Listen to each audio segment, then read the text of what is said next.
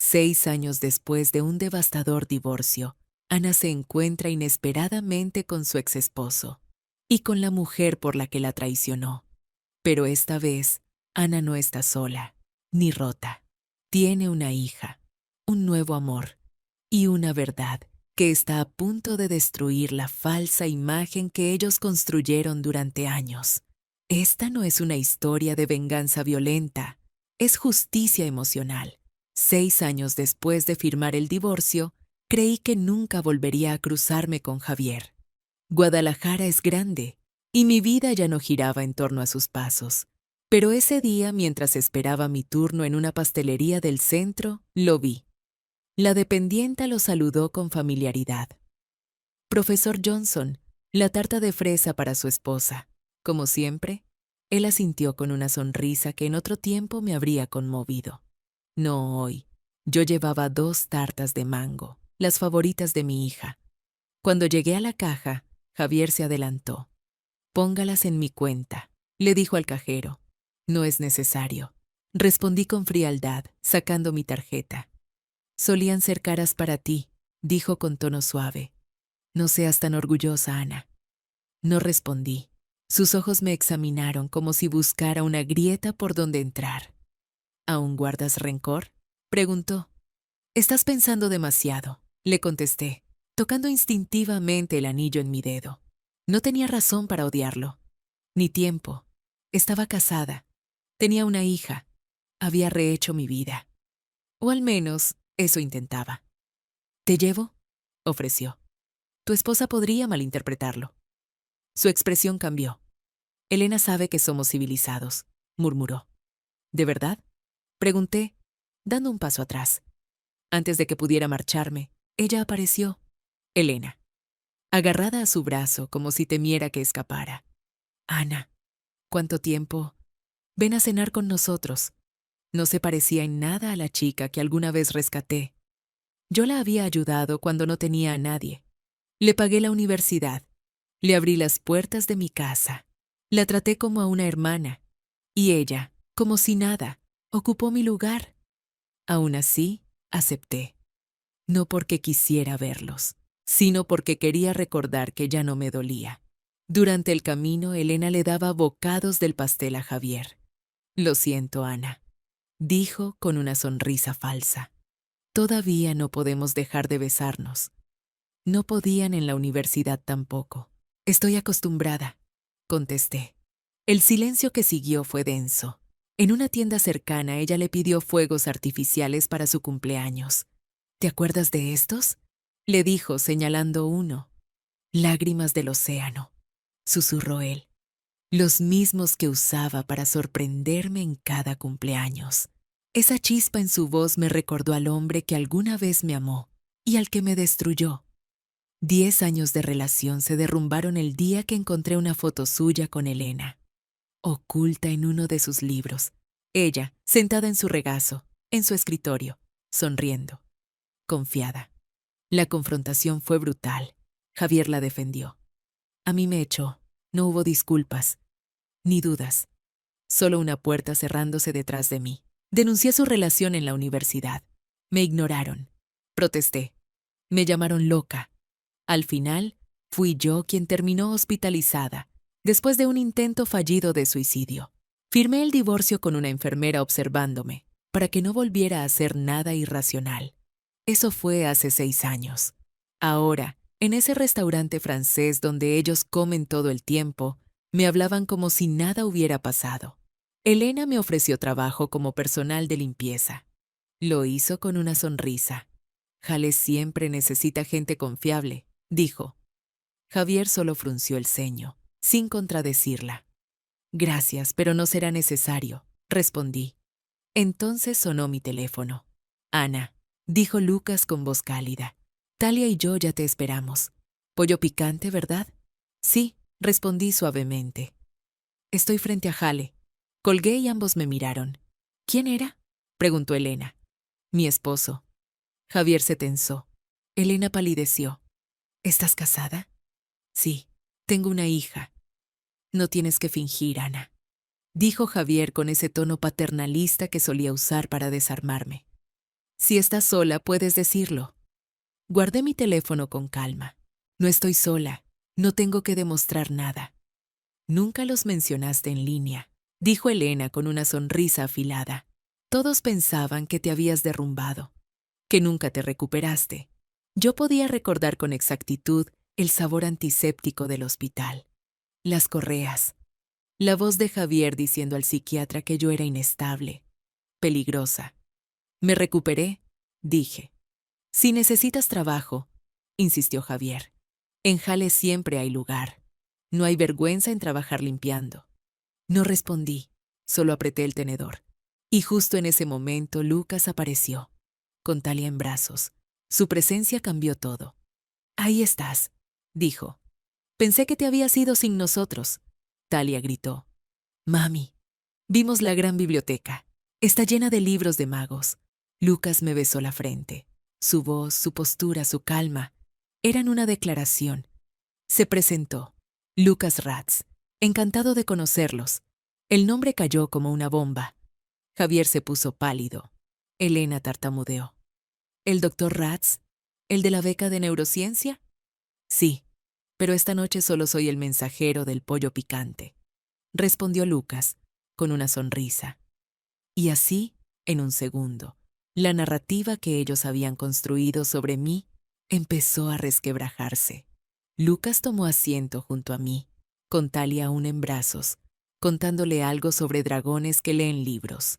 El contraste entre su voz cálida y el silencio incómodo de Javier y Elena era casi cómico. Entonces, ¿estás casada con el doctor Ratz? Dijo finalmente Elena intentando sonar casual. Desde hace casi 4 años, respondí sin titubear. Javier desvió la mirada hacia mi anillo.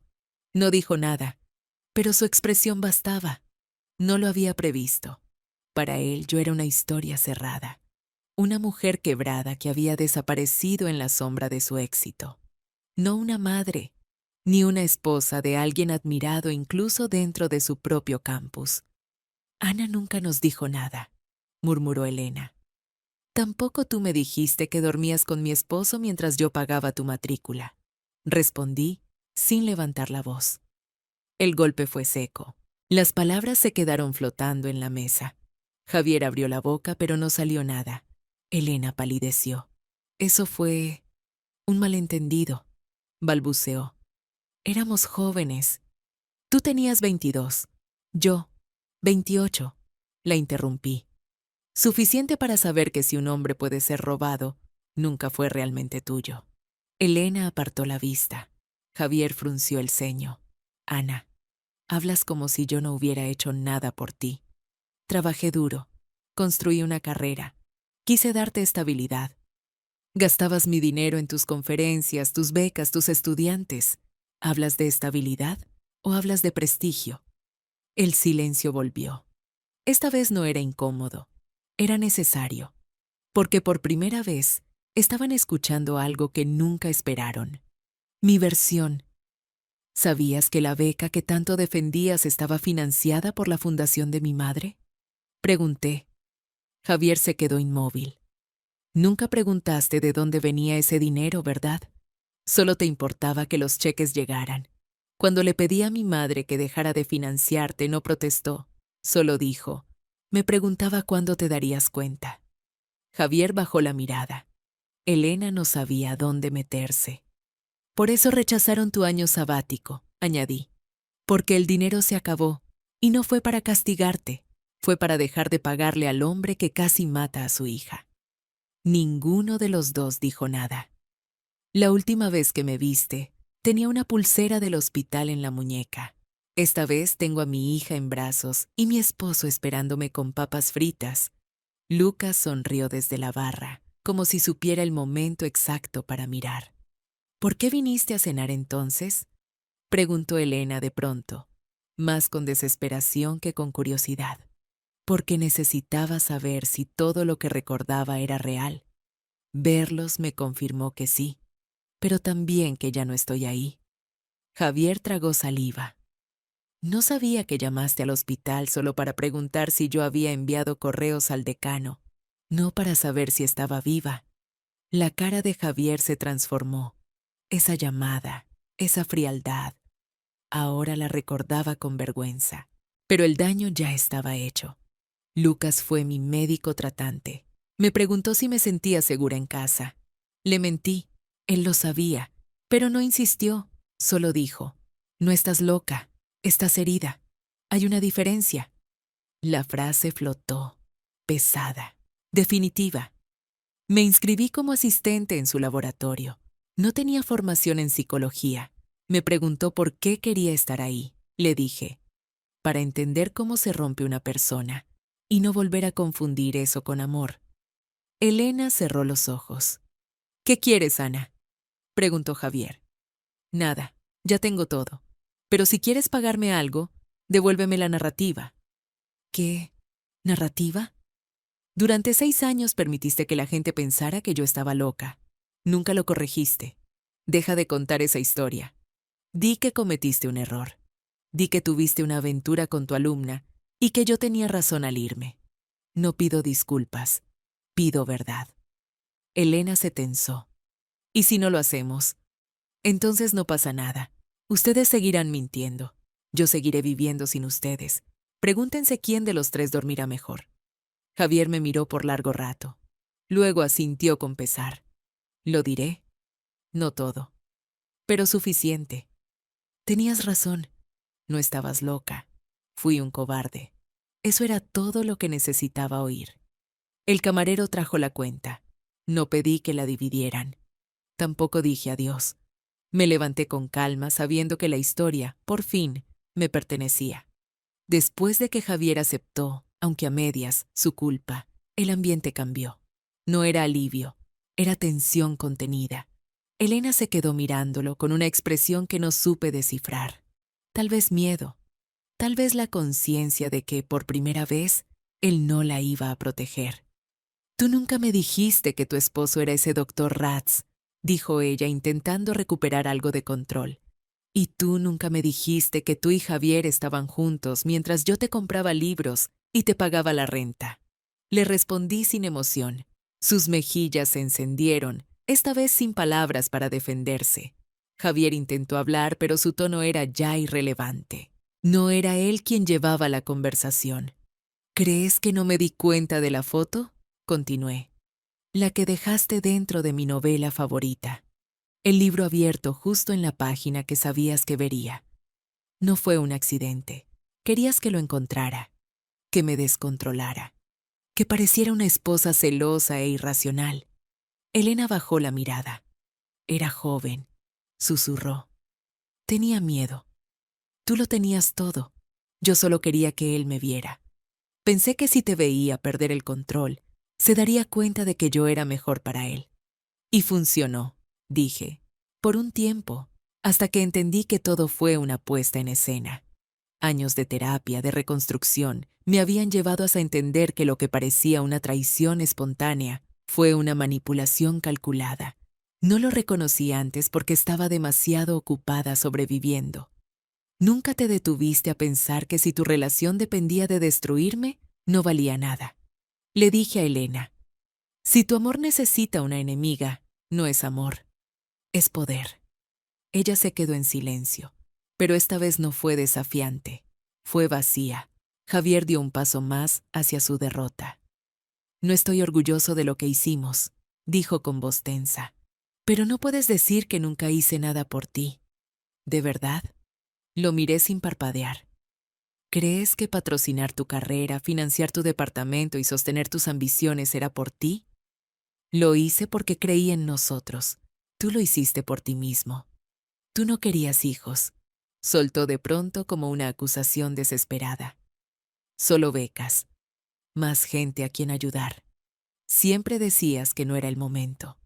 No quería hijos contigo. Le respondí con calma. Porque cada vez que te pedí espacio me llamaste egoísta. Porque cuando lloré frente a ti me llamaste histérica. Porque cuando necesitaba ayuda llamaste al hospital, no para saber si estaba viva, sino para proteger tu reputación. El silencio que siguió no fue el mismo de antes. Era más pesado, más definitivo. Lucas nunca me pidió que fuera más pequeña, agregué. Nunca necesitó que me callara para sentirse más grande. Por eso estoy con él, no por su título, por su humanidad. Javier respiraba agitado. Elena ya no hablaba. La arrogancia se había ido. Lo que quedaba era una sombra. Durante años dejaste que todos creyeran que yo me volví loca por perderte, le dije a Javier, pero fuiste tú quien me perdió a mí. Lucas volvió con Talia en brazos. Ella mordía una papa frita, ajena a todo, como debía ser. Me miró, buscando una señal. Asentí. Lucas me puso una mano en el hombro. ¿Todo bien? Ahora sí, respondí. Volví a mirar a Javier y Elena. ¿Saben qué es lo peor? Que pasé años deseando que todo esto tuviera sentido, que al menos el dolor sirviera para algo. Pero la verdad es más simple. Me rompieron. Y sobreviví. Eso es todo. Talia me tomó de la mano. ¿Vamos?, preguntó. Sí, mi amor, ya nos vamos. Al pasar junto a ellos, Elena me miró con una mezcla de tristeza y algo parecido al arrepentimiento. ¿Me odias?, preguntó. Me detuve un segundo. No. Para odiarte tendría que pensar en ti, y hace tiempo que ya no lo hago. Y sin mirar atrás, me fui. Al salir del restaurante, el aire fresco de la noche me ayudó a liberar la presión que llevaba acumulada en el pecho. Las luces de los negocios alrededor parecían más tenues, como si también hubieran escuchado todo lo que ocurrió dentro. Lucas caminaba a mi lado con Talia sobre sus hombros, tarareando una canción inventada. Me detuve unos segundos. Miré hacia atrás. Javier estaba aún en la entrada, de pie, inmóvil, como si esperara algo. Tal vez que regresara. Tal vez solo necesitaba ver que me iba de verdad. Alzó una mano, un gesto ambiguo, despedida, súplica, arrepentimiento. No importaba, ya no era mi responsabilidad descifrarlo. Asentí brevemente, nada más. Luego me di la vuelta. Lucas me ofreció su mano, sin palabras, solo el tacto firme de quien está ahí sin pedir nada. La tomé. ¿Estás segura?, me preguntó en voz baja. Sí, le respondí con una seguridad nueva. Por primera vez, sí. Caminamos hacia la esquina, donde el cartel del local de pollo parpadeaba. Talia iba saltando entre nosotros, sujetando nuestras manos. Cada paso me alejaba más de todo lo que alguna vez pensé que era amor, y me acercaba a lo que sí lo era. Cuando llegamos al cruce, mi celular vibró. Una notificación, correo nuevo. Remitente, dirección académica. Jale, asunto, confirmación final.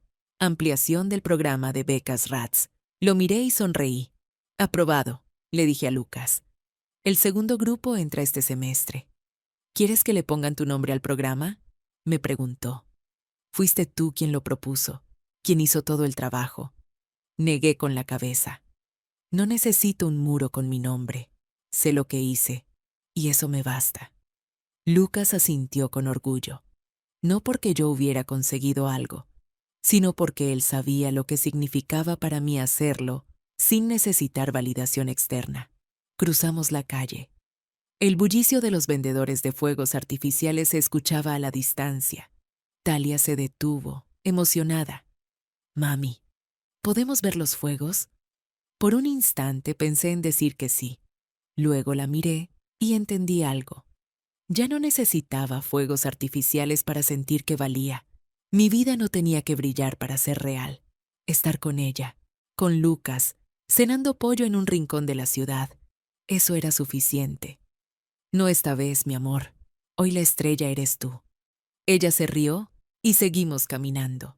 Más tarde, esa misma noche, cuando Talia ya dormía y Lucas leía en voz baja en la sala, abrí mi laptop. Un documento en blanco me esperaba. El cursor parpadeaba con paciencia. Comencé a escribir. 6 años después de mi divorcio, me encontré con mi ex esposo en una pastelería. Esta vez la historia empezaba conmigo. No con lo que me hicieron, no con lo que perdí, sino con lo que decidí contar. Porque las heridas dejan marcas, sí, pero también enseñan donde ya no volver a pisar. Días después de aquel encuentro, volví a la rutina. Talia al kinder, Lucas a su laboratorio, y yo a mis proyectos.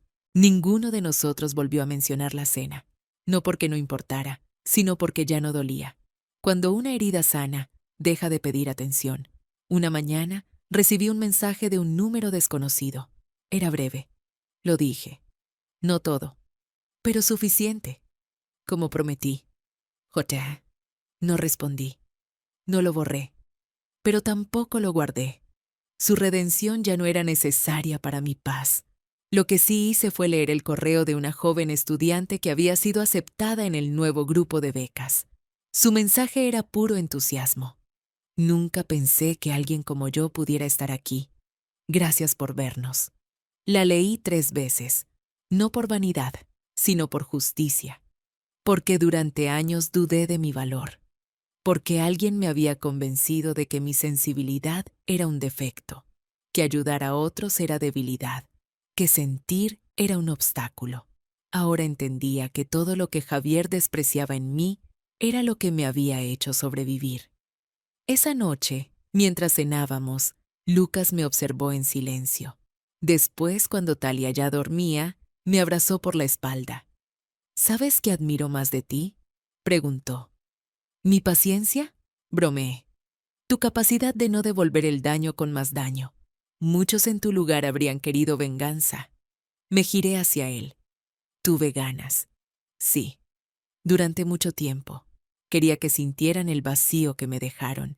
Pero cuando los vi frente a mí, entendí algo que me cambió. No necesitan que yo los castigue. Ya están atrapados en su propia mentira. Lucas asintió, con esa manera suya de respetar mis conclusiones sin apropiarse de ellas. ¿Y tú? ¿Sabes qué es lo que me dio fuerza?, le pregunté. Dímelo. El día que me dijiste, no estás rota, estás herida. Nadie me lo había dicho antes. Nadie me dio ese espacio para sentir sin juicio. Desde entonces, decidí que nunca más permitiría que alguien me dijera quién soy, ni para invalidarme, ni para justificar su culpa. Él me besó la frente. Y eso fue todo. Un mes después, asistí a una ceremonia discreta en Halle. La ampliación del programa de becas se hizo oficial. Lucas y yo estábamos sentados entre estudiantes, padres y académicos. Nada ostentoso, solo resultados, justo lo que siempre quise. Al salir, alguien me tocó el brazo. Era una profesora del área de educación. Ana, ¿podemos hablar? Me llevó a un costado. Escuché lo que Javier dijo en la última reunión de comité. No entró en detalles, pero dijo que durante años repitió una versión injusta sobre ti y que estaba haciendo lo posible por corregirla. Asentí. Gracias por decírmelo. Quiero que sepas que algunos de nosotros sospechábamos que la historia no encajaba, pero no dijimos nada. Tal vez por miedo o por comodidad. Ya no importa, le dije. Solo que no lo repitan más. Ella me tomó la mano y por un instante supe que el cambio estaba empezando.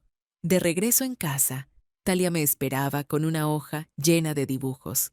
Mami, ¿puedes contarme tu historia favorita?, me pidió.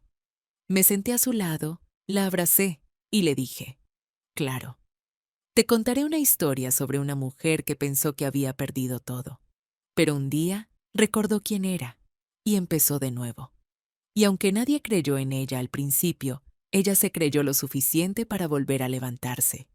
¿Y fue feliz?, preguntó con los ojos grandes. Mucho, porque aprendió algo que nadie le pudo quitar. Su vida ya no dependía de lo que otros pensaran. Era suya, y eso bastaba. Talia sonrió. Esa historia me gusta. A mí también, le dije, porque esta vez la historia sí era mía. Mi hermana lo eligió a él. Dejó todo por casarse con el hijo millonario de una mujer poderosa. Lo que no sabía era que estaba entregándose a un psicópata. Y yo solo tomé el dinero. Pero esta vez, al despertar en una segunda vida, recordaré cada detalle. No cometeré el mismo error. Y esta vez, la que va a caer será ella. A veces, la vida ofrece una segunda oportunidad. No como metáfora, sino literalmente. Lo supe el día que desperté frente a la señora Vanland, Otra vez, como si el tiempo se hubiera doblado sobre sí mismo. A su lado estaba su hijo, Xavier, tan silencioso como lo recordaba.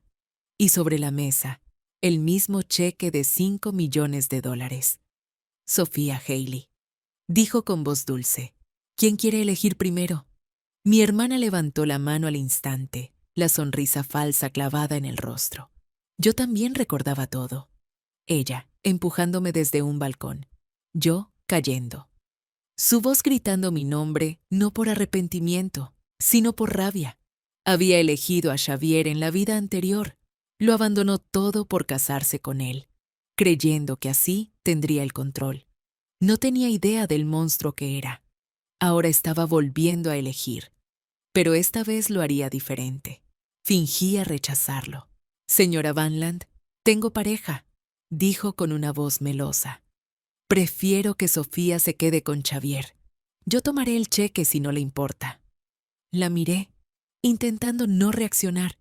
Todo en ella era una actuación. Conocía su ambición, su desprecio por el esfuerzo, su necesidad constante de competir.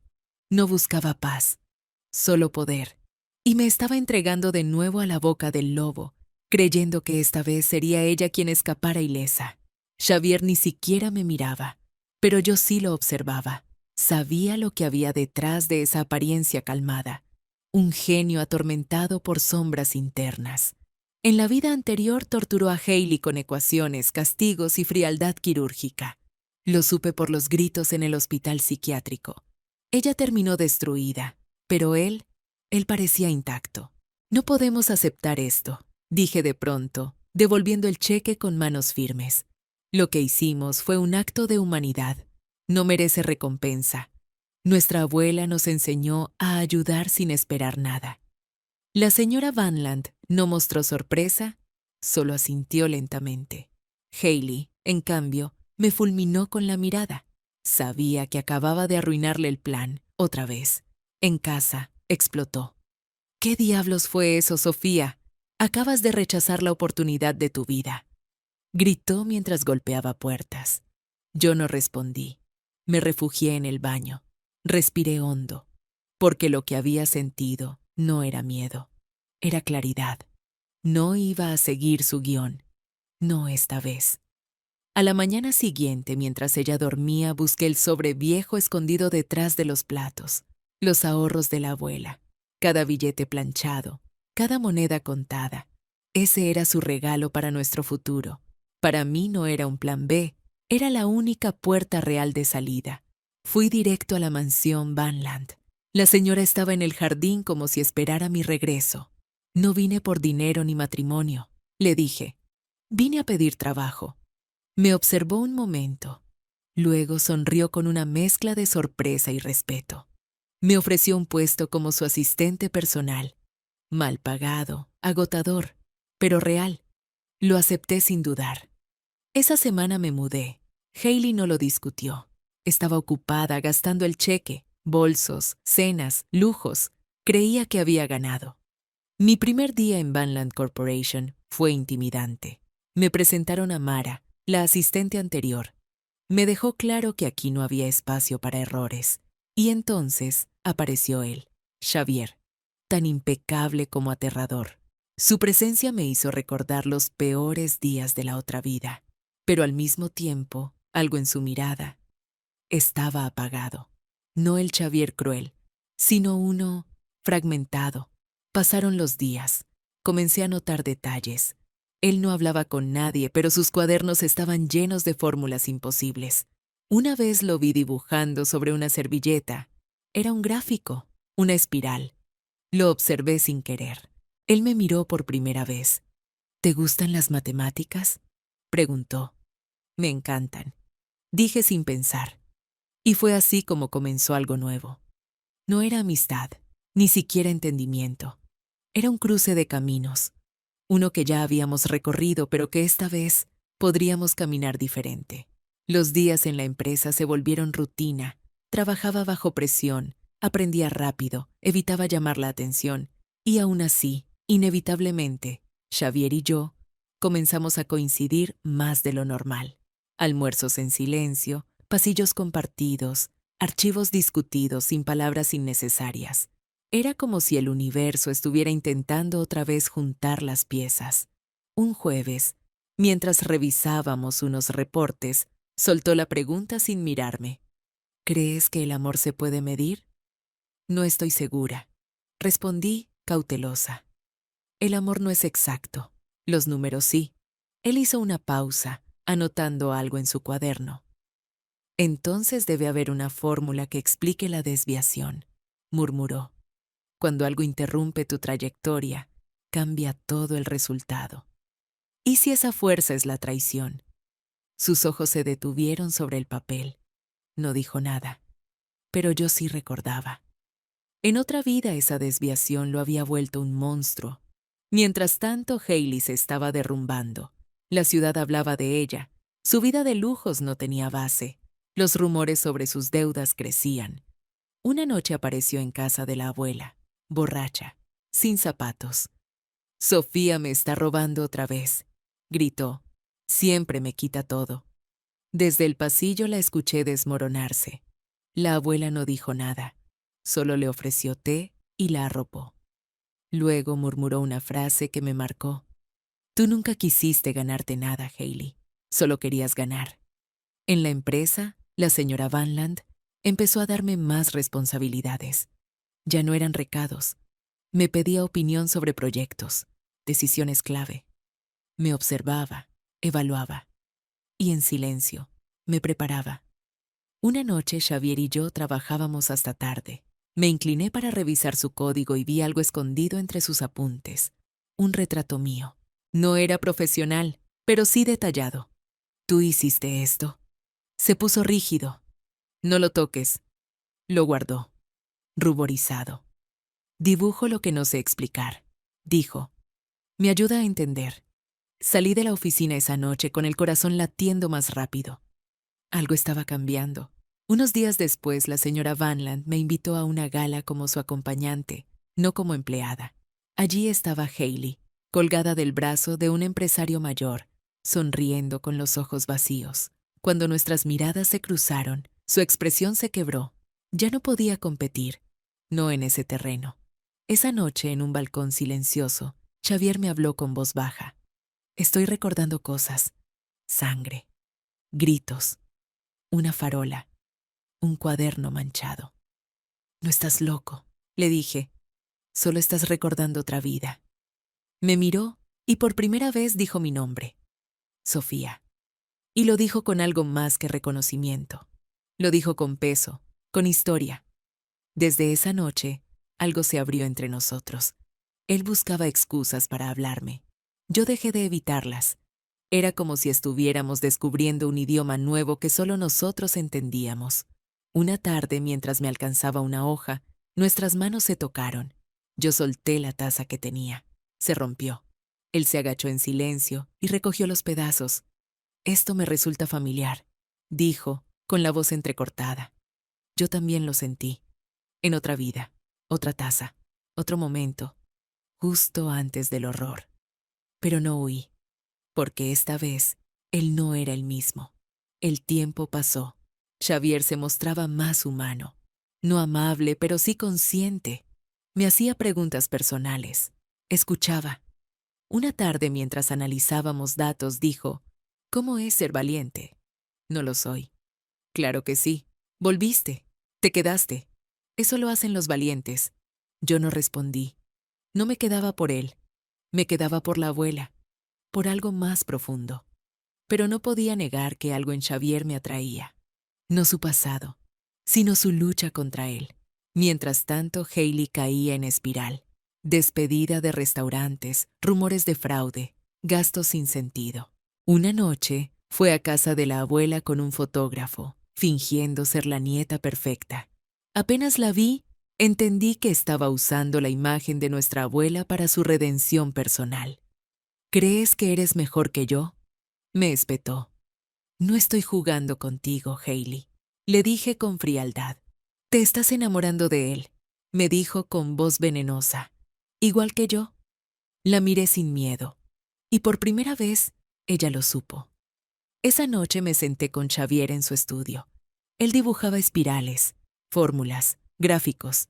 Me mostró una figura, un sistema de coordenadas con forma de corazón.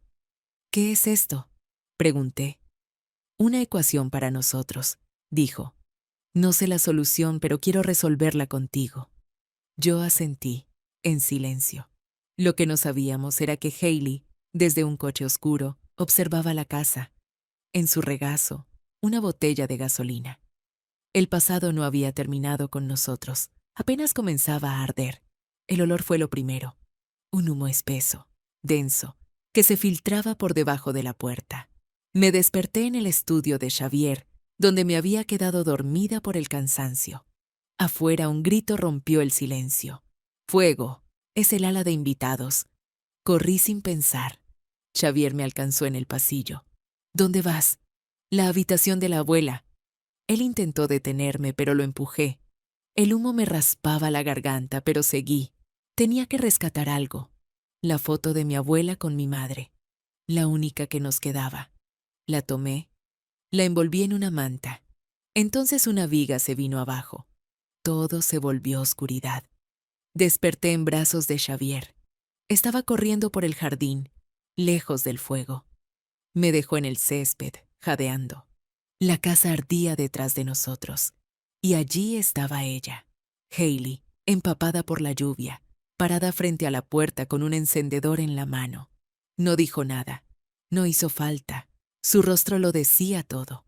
Había cruzado la línea. Xavier se levantó, caminó hacia ella como una sombra. Recordé todo, dijo en voz baja. Ella retrocedió. Tú no debías recordar, murmuró. Yo debía quedarme con todo. Xavier la tomó de las muñecas. Ya no soy ese hombre, pero si vuelves a tocar a Sofía, juro que me vas a conocer en la peor versión posible. Llegó la policía. Encontraron gasolina en su ropa, restos de un ticket de ferretería. No se resistió. Solo me miró antes de entrar al coche patrulla. Siempre ganas, dijo. Incluso cuando yo lo quemo todo. El ala de invitados quedó destruida. El resto de la mansión, intacto. La señora Vanland no mostró emoción. 2 días después, la confronté. Usted sabía qué pasaría, le dije. Lo planeó todo. Ella dejó su taza de té y me dio un sobre. Esto iba a ser tu regalo de cumpleaños, dijo. Ahora es más apropiado. Dentro, un contrato. 40% de la empresa. No por matrimonio, por confianza.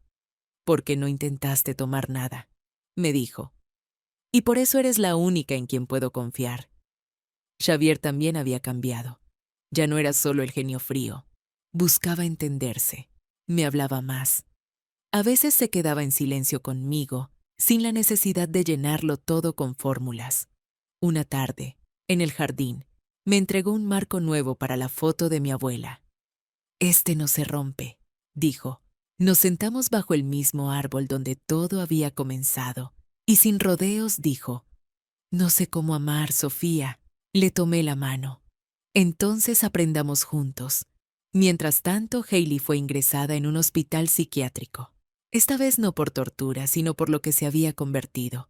Murmuraba fórmulas sin sentido, pero no gritaba. Estaba rota, no rabiosa. Xavier comenzó terapia. Yo lo acompañaba a veces. Veía cómo poco a poco reconstruía algo dentro de sí. No de perfección, sino de conciencia. Una noche, mientras dormía, lo encontré garabateando en el suelo. Una ecuación, con nuestros nombres. ¿Qué queda cuando la memoria se reinicia? Preguntó en voz baja. Tomé el lápiz. Escribí debajo. Elección. Él leyó la palabra y sonrió. Al día siguiente, la señora Vanland anunció su retiro parcial. Me dejó a cargo de varias operaciones. No como símbolo, sino como líder. Tú no empujas, me dijo. Tú construyes. La casa ya no era prisión, tampoco trono. Era simplemente un lugar donde por primera vez yo podía elegir quedarme. El pasado había intentado destruirnos, pero el fuego no lo consumió todo. A veces también limpia. La abuela se desmayó en el mercado una mañana. Dijeron que fue por el calor, que solo necesitaba descanso. pero yo sabía que era cansancio acumulado. Décadas de cargar con todo por nosotras. Mientras dormía en el hospital, le sostuve la mano y le prometí algo. No volvería a dejar que el pasado nos alcanzara. Esa noche llamé a la señora Vanland. Quiero saber la verdad, le dije. Ven al jardín, respondió. La encontré podando rosas. Le exigí respuestas. Me miró tranquila. Xavier fue el motivo. Ustedes dos, el experimento. Necesitaba saber si con recuerdos el alma puede hacer una mejor elección. ¿Y Hailey? Ella siempre elegiría el atajo. Tú no. Por eso aposté por ti. Me marché con más preguntas que respuestas, pero algo había quedado claro. Nadie nos salvó. Nos tocaba a nosotros decidir quién ser. Al volver, Xavier caminaba por el pasillo, los ojos turbios. Te oí con ella, me dijo. Todo fue planeado. Sí. Entonces, ¿qué soy yo? ¿El castigo o la prueba? Me acerqué. Eres alguien que intenta cambiar. Eso ya es mucho más que antes. Se dejó caer, temblando. Lo abracé en silencio. 2 días después, Hailey apareció en el hospital de la abuela. Llevó flores, una bufanda de marca y un fotógrafo. Estoy construyendo mi marca, me dijo. Pero tú estás enamorada de él, ¿verdad? No lo niego, respondí. Se inclinó, venenosa. ¿Sabes lo que viene después? La miré fija. Inténtalo. Esta vez yo no me romperé. Esa noche Xavier me esperó en el estudio. Había dibujado una espiral, una fórmula con forma de corazón. Esta es nuestra ecuación, dijo. No sé cómo resolverla, pero quiero hacerlo contigo. Días después, visitamos a Hailey. Estaba en el jardín del centro psiquiátrico, viendo hormigas. Nos vio sin sorpresa. Les tomó tiempo, dijo. Me senté a su lado. Te perdono, le dije. Se rió, amarga. Mentira. No, ya no te odio, solo siento tristeza. Se volvió hacia Xavier. También te perdono. Pero sigo teniendo sueños. Fuego, dientes. Tú, obligándome a resolver problemas en la oscuridad. Xavier asintió. Yo también los tengo. ¿Algún día se irán? No lo sé. Pero ya no mandan sobre mí. Le dejé una libreta en blanco. No vine a cerrar nada, solo a darte espacio para comenzar de nuevo. Ella tembló. Lloró por primera vez sin rabia, sin gritar. Lloró de verdad. Esa noche Xavier me tomó la mano. Lo dijiste en serio, ¿no? Sí. Sofía, te amo. Y yo a ti. Sin culpa. Sin miedo. Solo una elección limpia, como una hoja nueva. Después del incendio, la mansión fue reparada rápidamente. Pintaron paredes, cambiaron muebles, silenciaron todo. Pero los restos emocionales no se limpiaban tan fácil. Nadie mencionaba a Hailey. Nadie hablaba de que casi muero. Pero yo no podía dejar de pensar en ella. La abuela fue dada de alta del hospital. Se negó a vivir en la mansión. Así que la llevé a un departamento sencillo, pero con luz y tranquilidad. Una mañana, mientras le ayudaba con sus medicinas, me tomó la mano. ¿Recuerdas cuando tenías 12 años? Dijiste que ibas a esperar un papel que importara. Asentí. Ella me sonrió. Ahora es tu turno, Sofía. No me di cuenta de que lloraba hasta que ella me secó la mejilla. No necesitaba venganza, solo vivir una vida digna. En la empresa, Xavier trabajaba en sus fórmulas, pero también en sí mismo. Seguía yendo a terapia. Hablaba más. Se equivocaba con más calma. Una tarde me dijo algo inesperado. La perdono. ¿A Hailey? Sí. No me destruyó. Me reflejó lo peor de mí. Ahora que lo veo, puedo soltarlo. Yo no respondí. Todavía no estaba lista para decir lo mismo. Una noche me desperté y lo encontré en el suelo, dibujando. Quiero saber si esto es real, me dijo. Si lo nuestro es una corrección o algo nuevo. Le quité el lápiz y escribí. Elección. Él lo leyó y sonrió. La señora Vanland empezó a retirarse. Dedicaba tiempo a fundaciones y mejoras en centros psiquiátricos. Se lo debo a Hailey, me dijo. No cayó sola. Yo empujé también. Le pregunté si se arrepentía. No, respondió. Porque te trajo hasta aquí. Semanas después, en la gala de primavera, me presentaron oficialmente como futura directora. Xavier llegó con un pequeño collar, una espiral dorada. Representa equilibrio, dijo. Me recordó a ti. No dije nada, solo lo abracé. Esa noche, al volver a la mansión, encontré una carta de la abuela escrita años atrás. Decía: prométeme que no cargarás con la culpa de tu hermana. Naciste para construir, no para sangrar. Leí la carta en silencio. Xavier se sentó a mi lado. No preguntó, solo puso su mano sobre la mía. Te vi por primera vez bajo una farola, me dijo. Tenías 12 años. Resolvías ecuaciones como si fueran juegos. Me reí. ¿Eso te hizo enamorarte? No. Me hizo decidir que te iba a seguir toda la vida. No necesitaba decir más. Un día visitamos a Hailey. Estaba más delgada, más callada. Nos vio y dijo: pensé que me odiabas. Lo hice, admití, pero ya no. Le dejé una foto de la abuela frente a un cerezo en flor. Ella la miró en silencio y lloró. No por rabia, sino por entendimiento. Al salir, Xavier me tomó la mano. Elegiste bien, dijo. Todos lo hicimos, respondí. Meses después fundamos una organización en nombre de la abuela. Xavier dirigía programas educativos. Yo manejaba la parte legal y financiera. No borramos el pasado. Lo convertimos en algo útil. A veces aún sueño con la farola, con una niña cansada y un chico solitario.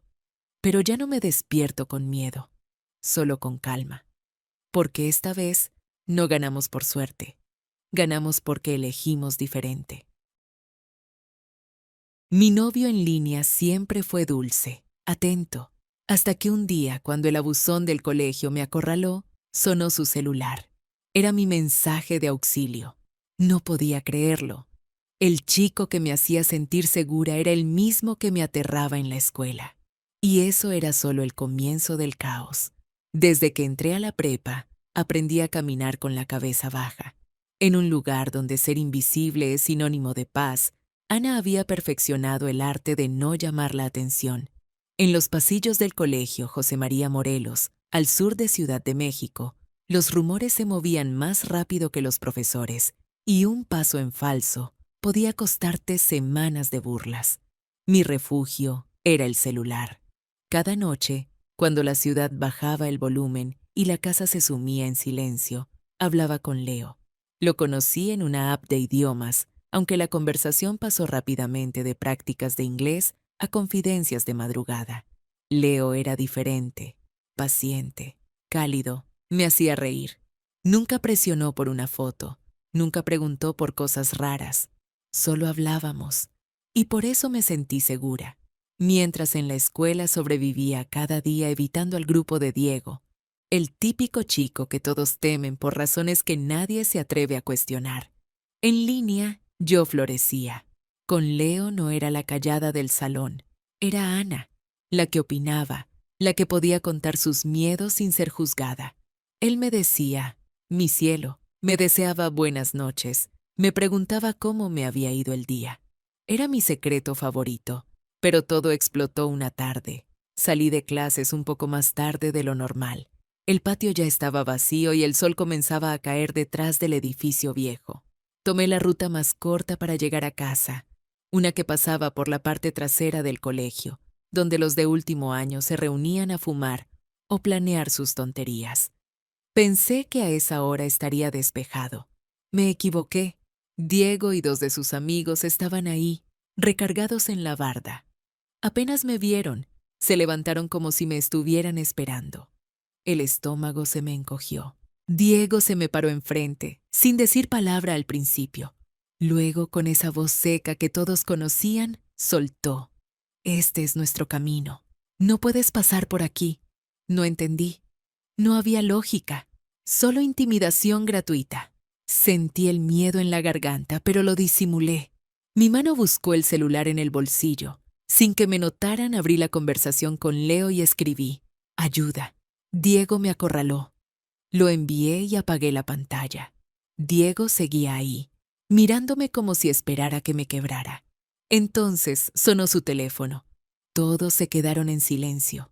Diego sacó el celular, leyó algo en la pantalla, frunció el ceño y de pronto hizo una llamada. Lo escuché hablar con voz baja, casi cariñosa. Mi amor, no tengas miedo. Estoy en camino. Sentí que el mundo se partía en dos. Esa voz, ese mensaje, era exactamente lo que Leo me había enviado antes en una nota de voz. ¿Cómo podía ser? ¿Diego? ¿Era Leo? No dije nada. No podía. Solo traté de no desmayarme. Uno de sus amigos intervino, nervioso. Jefe, voy a preguntar por ahí si alguien ha visto algo raro hoy. Diego me miró de nuevo. Sus ojos ya no tan agresivos, pero igual de intensos. Tienes suerte. No camines por aquí otra vez. ¿Entendido? Asentí como una idiota.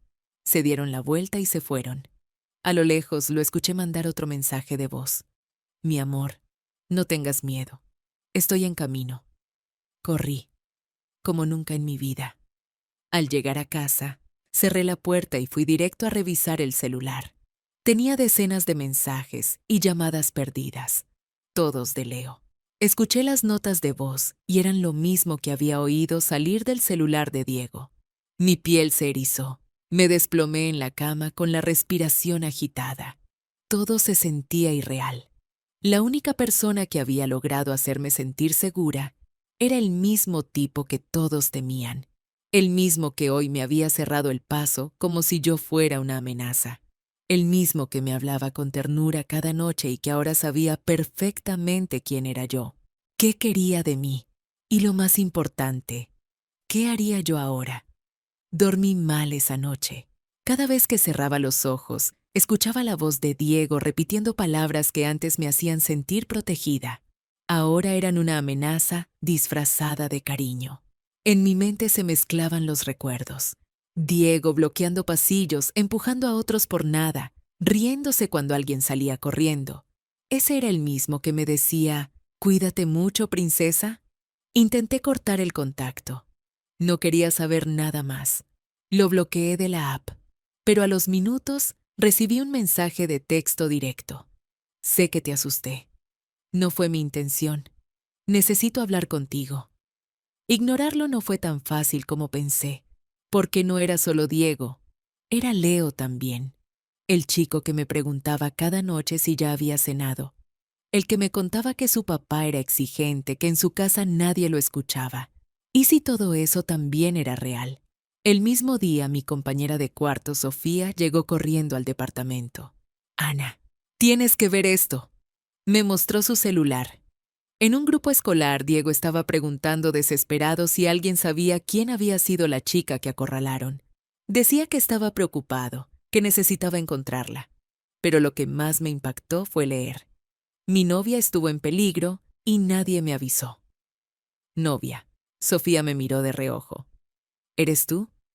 Negué con la cabeza, aunque el temblor en mis manos me delataba. Diego, el mismo que todos evitaban, le estaba diciendo al colegio entero que tenía novia.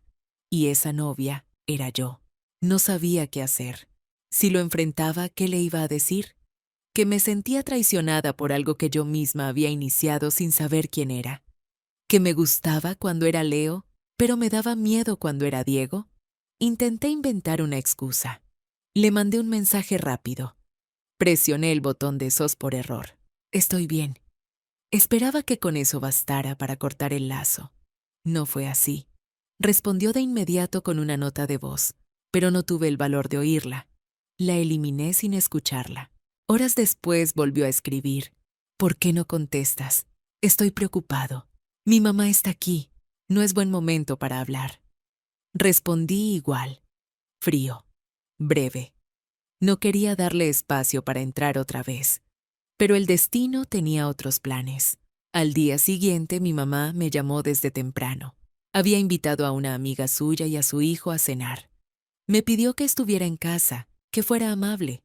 Asentí, sin sospechar nada. En la tarde fui al centro comercial con Sofía para despejar la mente. Caminábamos por la sección de ropa para hombres cuando ella se detuvo de golpe y susurró. Diego, está aquí.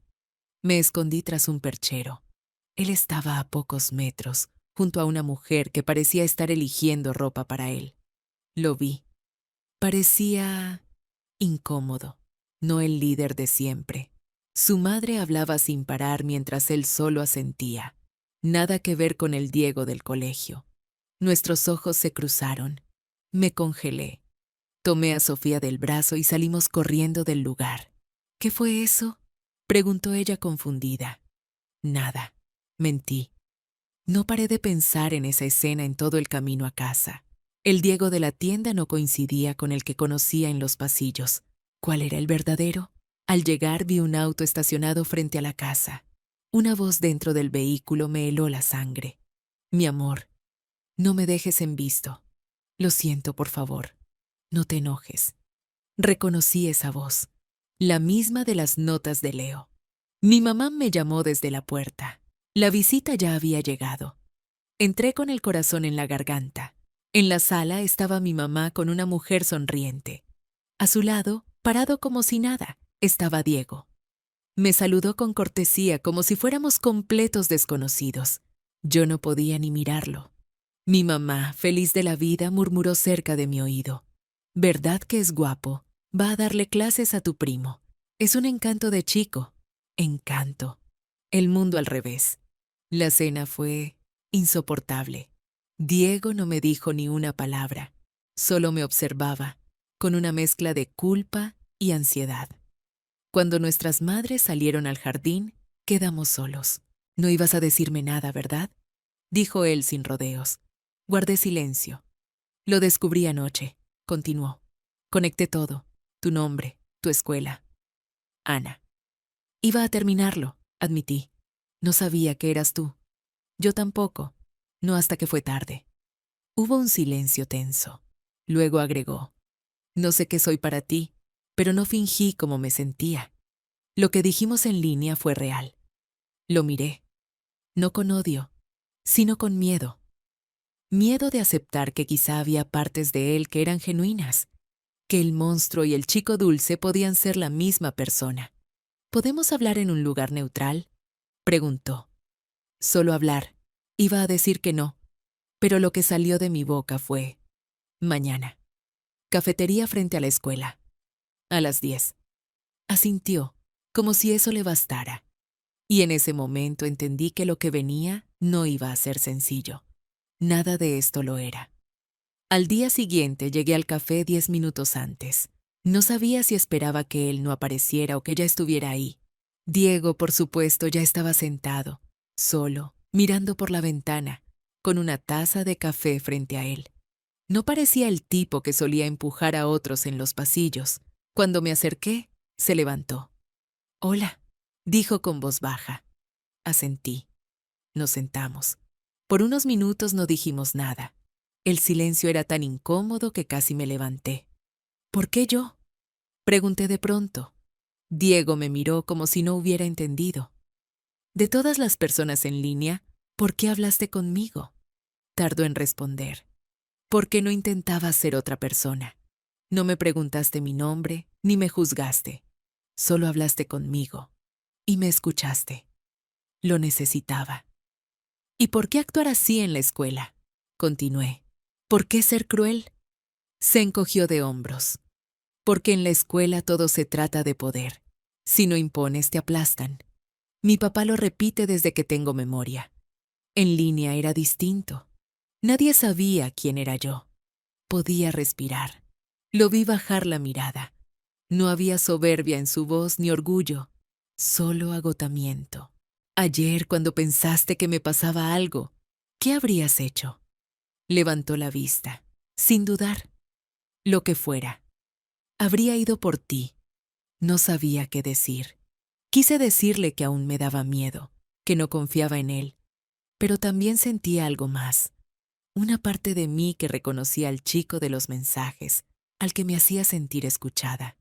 Me levanté. «No sé si confío en ti, pero lo pensaré». Él asintió. No insistió. Después de eso, pasé 2 días sin hablar con él. Tomé rutas distintas, evité los grupos donde solía estar, y aún así, sabía que me buscaba con la mirada. El tercer día, abrí mi casillero y encontré una nota, doblada, sin nombre. La abrí con manos temblorosas. Sé que no merezco una oportunidad, pero quiero una. Por favor, reunámonos detrás del gimnasio. Si no vienes, lo entenderé. Debería haberla roto. En lugar de eso, la guardé. Cuando terminó la última clase, dudé. Caminé por el pasillo lento, con la nota ardiendo en mi bolsillo. Al llegar al gimnasio pensé en dar la vuelta, pero él ya estaba ahí, sentado en el borde de concreto, cabizbajo. Cuando me oyó acercarme, se levantó. «¿Viniste?», murmuró como sorprendido. «Solo para dejar algo claro. Esto tiene que parar». Asintió. «Déjame decir una sola cosa». Cruzando los brazos, asentí. «No quiero ser ese tipo nunca más, Ana. El que asusta, el que empuja. Ni siquiera sabía cuánto me había perdido hasta que empecé a hablar contigo». Bajé la mirada. No quería sentir lástima. «Eso no borra lo que hiciste. Lo sé, pero quiero mejorar. No por ti, por mí». El viento soplaba. Un momento largo pasó. «¿Y por qué yo?», repetí en voz baja. «Porque tú viste la versión de mí que yo quería ser, y no huiste. Eso significó más de lo que pensé. No me moví, pero tampoco me fui. Una oportunidad», susurré. «Solo eso». Diego no se acercó. Solo sonrió, pequeño, como si supiera que no debía pedir más. Desde ese día, algo cambió. Diego ya no intimidaba a nadie. No buscaba pleitos, no gritaba. Se volvió silencioso, respetuoso. Los rumores comenzaron a correr. Algunos decían que estaba enfermo, otros que se había enamorado. Lo cierto era que nadie entendía qué estaba pasando. Yo tampoco. No hablábamos en la escuela. No nos mandábamos mensajes. Pero cada noche, sin falta, recibía uno suyo. «Espero que tu día haya sido bueno. Duerme bien». Solo eso. Y aunque me juré no responder, empecé a esperarlos, hasta que la calma se rompió. En mitad de una clase, el subdirector entró sin avisar. Me pidió que lo acompañara. Caminé por el pasillo con el estómago hecho nudo. Al llegar a la oficina vi a Jason Méndez, un chico de 2 grados menores. Estaba pálido. «No entiendo», dije. Jason no me miró directamente. «No fue ella», dijo, «pero siempre está cerca de él». Diego usó su nombre cuando me amenazó. «¿Qué?», pregunté, incrédula. Me dijo que si seguía escribiéndole me rompería la cara, que ahora ella era suya. Negué de inmediato. Yo no sabía nada. Nunca me escribió. Nunca me habló. El director me miró serio. «Pero usó tu nombre. Y si es cierto, Ana, es grave». Me quedé paralizada. No vi a Diego el resto del día. Tampoco al siguiente. Pero esa noche llegó un mensaje. «Lo siento. No quise asustarlo. Solo no me gustó cómo hablaba de ti. Perdí el control». Lo leí una y otra vez. Finalmente escribí. «Dijiste que dejarías de esconderte. ¿Era mentira?». Tardó en responder. «No». Pero no sabía lo difícil que sería. «No te rindas conmigo, por favor». No contesté, porque por primera vez no estaba segura si debía hacerlo. Después del incidente con Jason, el silencio se volvió mi refugio. No quería hablar con nadie. Tampoco quería enfrentarme a la pregunta que me ardía por dentro. ¿Diego de verdad estaba cambiando o solo fingía cuando le convenía? Los rumores volaban. Algunos decían que Diego había sido suspendido, otros que su madre lo había sacado del colegio. Nadie tenía certeza. Solo sabíamos que su casillero estaba vacío, como si nunca hubiera estado ahí. Yo me quedé con la incertidumbre clavada como espina. Una tarde, sola en el patio, recibí su último mensaje. «Me voy por un tiempo. Mi mamá cree que es lo mejor. Tal vez tenga razón. Lo arruiné. No solo contigo, con todo. Creíste en mí cuando nadie más lo hizo, incluso sin merecerlo. No me esperes, pero si algún día vuelvo siendo alguien diferente, espero que podamos empezar de nuevo». Leí el texto varias veces, pero no supe cómo responder. Guardé el teléfono y me quedé mirando el cielo hasta que oscureció. No lloré. No en ese momento. Solo sentí un vacío profundo, como si algo sin forma se hubiera terminado antes de comenzar.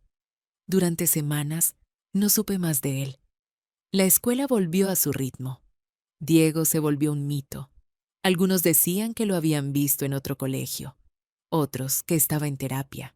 Nadie sabía la verdad, y yo dejé de preguntar. Lo único que no pude hacer fue borrar ese mensaje. Un día, sin pensar, caminé hasta el café donde habíamos hablado por primera vez. No buscaba nada, solo algo familiar. Me senté junto a la ventana, pedí lo mismo de siempre y me perdí en mis pensamientos. Entonces, la puerta sonó. Miré. Era él. Más delgado, más serio. No era un cambio físico lo que me impactó, sino la forma en que caminaba. Ya no parecía cargar con la necesidad de imponerse. No miraba a nadie con desafío. Solo caminó hasta mí y se detuvo, esperando una señal. Asentí. Se sentó frente a mí, sin decir nada, hasta que finalmente habló. No sabía si volverías a verme. No sabía si quería. Respondí. Diego asintió con una mezcla de nervios y aceptación. Hice todo lo que me dijeron. Psicóloga, trabajos comunitarios, terapia familiar. Incluso fui voluntario en un centro juvenil. Me costó más de lo que pensé. Yo lo escuchaba, pero no decía nada. Esperaba que él continuara. No estoy aquí para pedirte nada.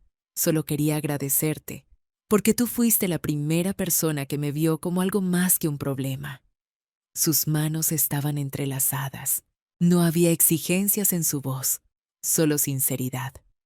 No pensé que volverías, dije finalmente.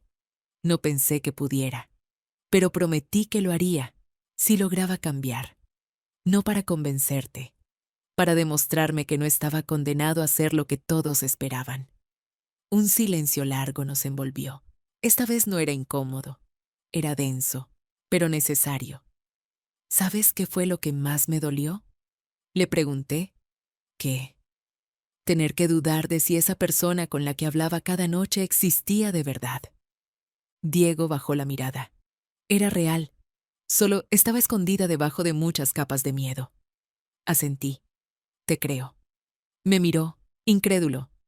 Luego, poco a poco, una sonrisa suave apareció en su rostro. ¿Qué significa eso?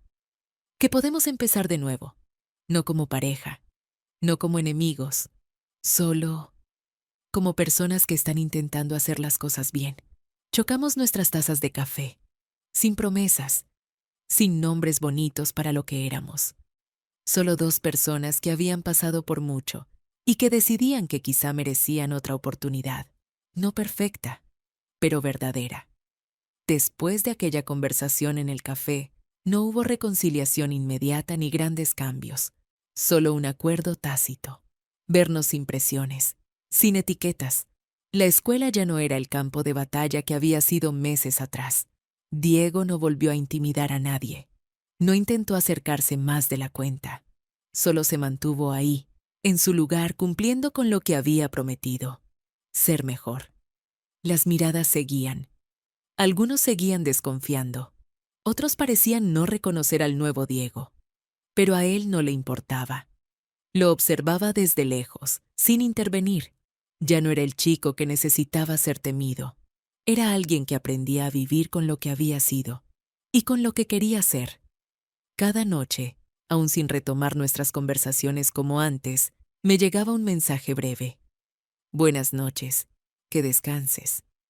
Sin más, sin exigencias, sin preguntas. Con el tiempo, dejé de temerle, no porque hubiera olvidado todo, sino porque entendía que el miedo no era necesario cuando alguien asume su culpa y la enfrenta con acciones, no palabras. Una tarde de lluvia, me lo crucé en el camino a casa. No intentó hablarme, solo me ofreció un paraguas. Caminamos en silencio hasta que me detuve y pregunté, ¿por qué fuiste así tanto tiempo? Tardó en responder, porque era más fácil. Ser el malo te protege. Nadie se acerca lo suficiente como para herirte. Lo miré. ¿Y yo te herí? No, dijo. Pero podría, porque tú me viste. Esa respuesta me dolió más de lo que quise admitir. Después de eso, empezamos a hablar más seguido. No todos los días, no con intensidad, solo como dos personas que comparten espacio y experiencias.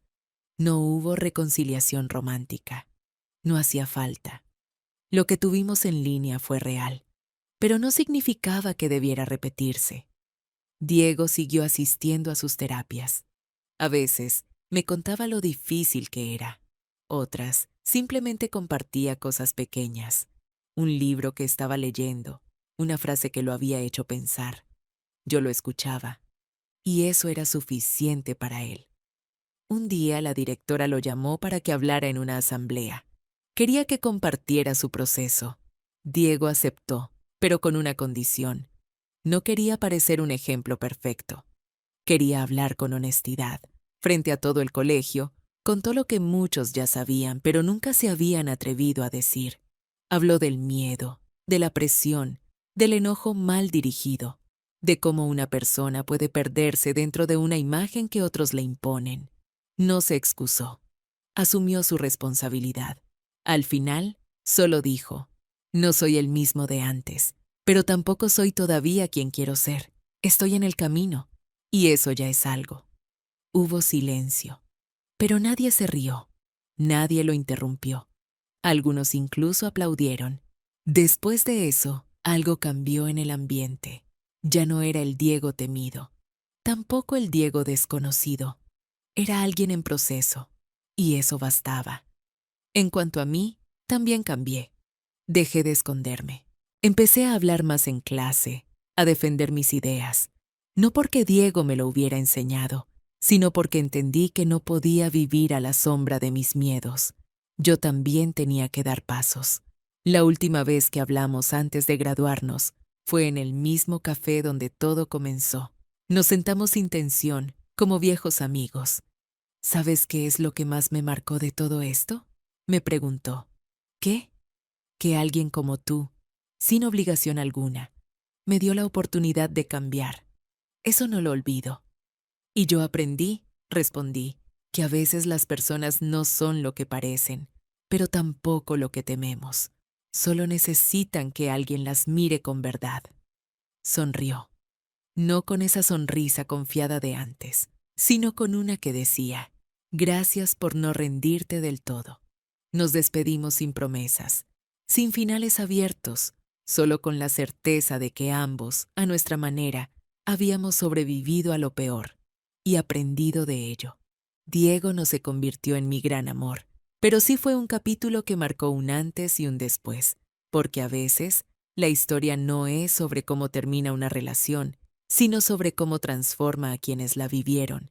Y eso, en sí mismo, ya es una victoria.